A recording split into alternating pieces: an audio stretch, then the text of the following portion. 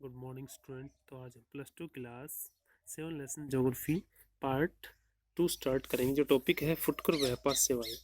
तो ये वह व्यापारिक क्रियाकलाप है जो उपभोक्ताओं को वस्तुओं के प्रत्यक्ष विक्रय से संबंधित है। अधिकांश फुटकर व्यापार केवल क्रय से नियत प्रतिष्ठानों और भंडारों में संपन्न होता है, जैसे फेरी वाला है, रेडी ट्रक, द्वार से द्वार, डाक आदेश, दूरभाष, स्वचालित बिक्री मशीनें, इंटरनेट फुटकर बिक्री के भंडार रहित उदाहरण है।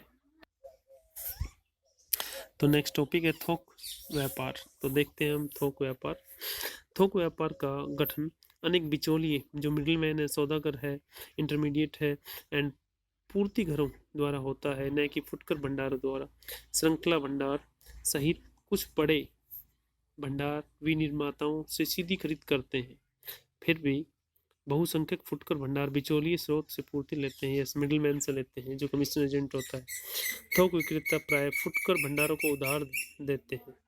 यहाँ तक कि फुटकर विक्रेता अधिकतर थोक विक्रेता के पूंजी पर ही अपने कार्य का संचालन करते हैं। राइट। नेक्स्ट टॉपिक है परिवहन। तो ट्रांसपोर्ट के बारे में देखते हैं। परिवहन एक ऐसी सेवा अथवा सुविधा है जिससे व्यक्तियों, विनिर्मित माल संपत्ति को भौतिक रूप से एक स्थान से दूसरे स्थान पर ले जाया जाता है। यह मनुष्य की गतिशीलता की मूलभूत आवश्यकता को पूरा करने हेतु निर्मित एक संगठित उद्योग है। आधुनिक समाज वस्तुओं के उत्पादन, वितरण और उपभोग में सहायता देने के लिए तीव्र और सक्षम परिवहन व्यवस्था चाहते हैं।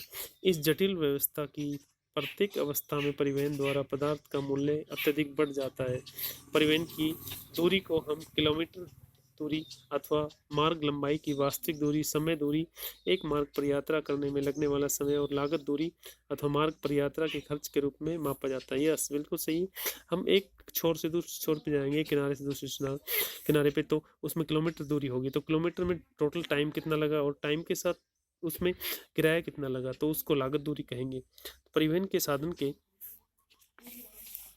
चयन में समय अथवा लागत के संदर्भ में एक निर्णायक कारक है। मानचित्र पर समान समय में पहुंचने वाले स्थानों को मिलाने वाली समकाल रेखाएं खींची जाती है।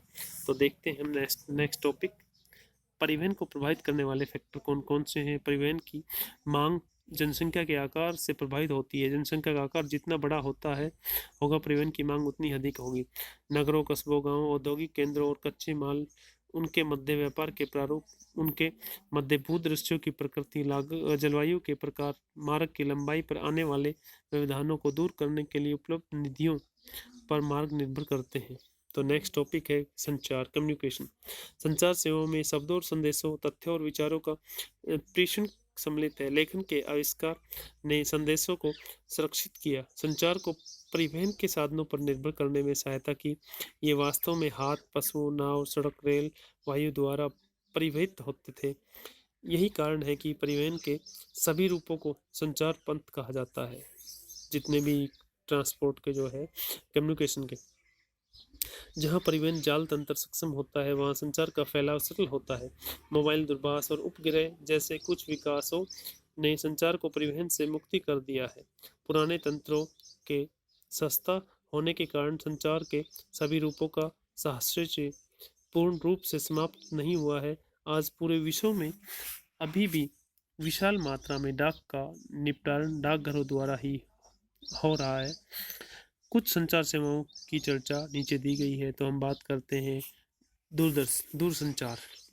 तो दूरसंचार का प्रयोग विद्युतीय प्रौद्योगिकी के विकास से जुड़ा है। संदेशों के भेजे जाने की गति के कारण इसने संचार में क्रांति ला दी है। समय सप्ताह में से मिनटों में घट गया है और मोबाइल, दूरभाष जैसी नूतन उन्नति ने किसी भी समय और कहीं से भी संचार को प्रत्यक्ष और तत्काल बना दिया है। तार प्रेषण, मोर्स कोड, टेलेक्स अब लगभग भूतकाल की वस्तु बन गई है। राइट। प्रेजेंट में इतनी टेक्नोलॉजी हो चुकी है जो बहुत तेजी से विकसित हो रही है।